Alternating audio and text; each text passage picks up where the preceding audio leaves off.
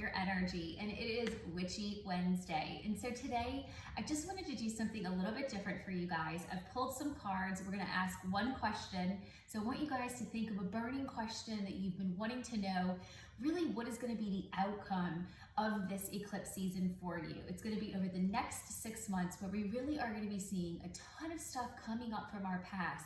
What exactly is going to be no longer serving us, and we need to get rid of it. So let's just go ahead and ground our energy for just a second. Just take a deep inhale, close your eyes, and exhale. One more inhale, and exhale. Now I want you to go ahead and just take a couple of deep breaths, but also I'm going to share with you a couple of questions that I want you to go ahead and pause the video and get a piece of paper and pen so that you can write down some of the questions that I'm going to ask for you guys for this full moon eclipse. So what I want you to work through over the next few days so that you have it ready to go for this eclipse over the next 6 months period. What exactly is it that you feel you need to release and let go of?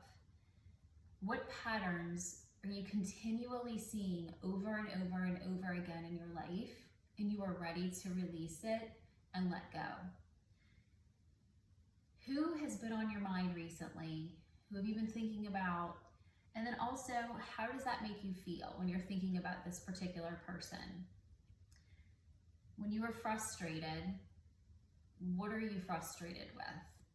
So I want you to take those questions and then really just do some journaling to understand what patterns you are repeating.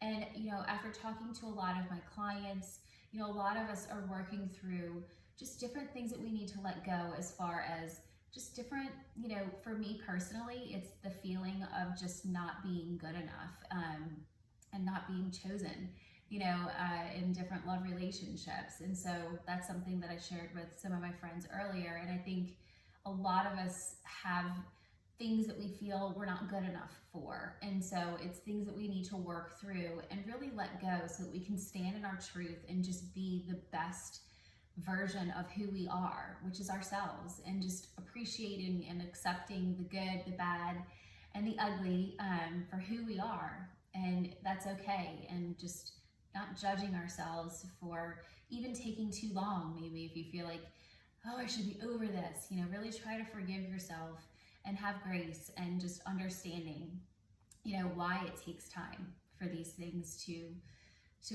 learn the lesson and just really take these next 6 months to understand the why you have to learn this lesson and be able to sit with that, and then you can release it and heal it.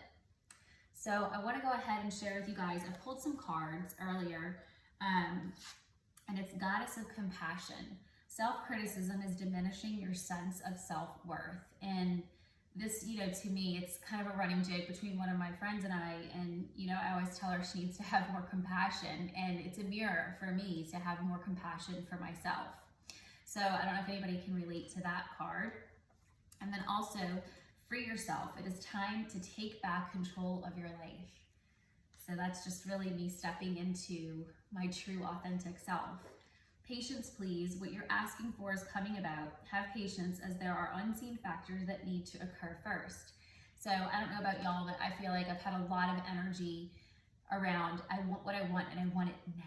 I have no patience. And so it is, was a great skill for me in sales, but it's not working so well in this part of my life that I'm in today. So I'm really trying to be happy with where I am today and grateful for the things that I do have, and not focus on what I don't have yet. And just really keep that feeling of manifesting that I do have it. And the animal card was Wasp Spirit. Sometimes life stings. And I truly do feel that way. A lot of times we all have shit that we've gone through, and it's made us stronger. It's made us who we are. It makes us really truly dig down deep and look at who we are and who we want to become. Now, the other card I picked was the Queen of Materials. And this is a bitch not to be, don't fuck with her, because let me tell you, she's going to come after you. So The bitch is back. There you go. So I'm going to go ahead and channel my Queen of Materials, Queen of Pentacles, if you will, energy. And let's go ahead and ask a question that you want to ask. Maybe it's a burning question of what is the outcome of this eclipse season going to be? And I'm going to go ahead and pick a card right now. Let's see. I've got them all lined up right here. This one keeps drawing my attention. Get more information. Well, that sucks. Let's get another one. Yes, with an exclamation point. So that's an extra, extra, extra, absolute yes, it's going to happen. So I really hope that you guys enjoyed this reading and little ceremony today that I've put together for you guys for this full moon eclipse. Please reach out if you have any questions or if you need any more information or if you want me to pull a card for you. I'd love pulling cards for people. Just go ahead and DM me or schedule a consultation on flippyourenergy.com. Thanks again, and please let me know if you enjoyed this. Thanks. Have a great day. It is 11:11 Tuesday night, full moon eclipse.